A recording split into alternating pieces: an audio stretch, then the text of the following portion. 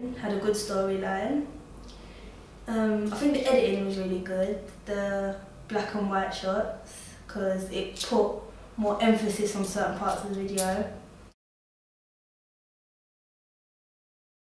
I think the performance was really good with the piano.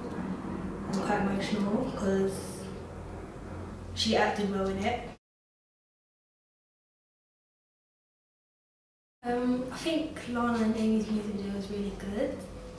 I think the costumes, because it was very dark and black, I think it went well with the emotion of the song. The first thing I liked about the video was that during the performance, when she's playing the piano, the spotlight's also on her. And it makes the video look more professional.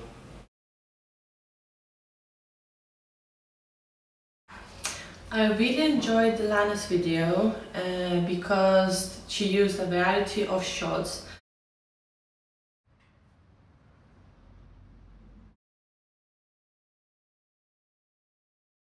The storyline was really brilliant.